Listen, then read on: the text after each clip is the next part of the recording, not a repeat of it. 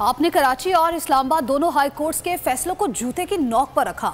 आइन को रोंदकर आपने हुकूमत कायम कर रखी है। रहनुमा पीटीआई फवाद हुसैन चौधरी का राना सनाउल्लाह की ट्वीट पर रद्द अमल। कहा, हुक्मरान जमात इंतखाबात के खिलाफ हैं।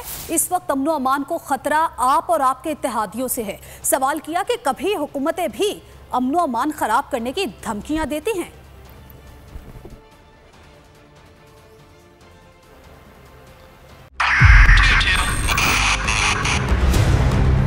2022 बहुत सारे तोहफे भी देखे गया पाकिस्तान की आवाम को। पाकिस्तान की आवाम को एक तोहफा ये दिया कि आवाम को पता चल गया कि पाकिस्तान का मीडिया क्या है। साल 2022 में सबसे ज्यादा देखे जाने वाला चैनल बोल न्यूज रहा नंबर 1। हमने बहुत सारे शोज और ट्रांसमिशंस की। पूरा साल मुसलसल जदोजहद में निकल गया कि ये वोट ऑफ कॉन्फिडेंस के पीछे कौन लोग थे।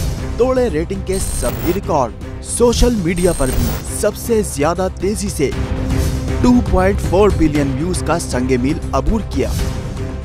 एंकर्स को भी आवाम में सबसे ज्यादा मकबूलियत मिली और सोशल मीडिया पर भी बोल रहा सब पर सब्सक्राइब करें और बेल दबाएं ताकि कोई खबर रह न जाए।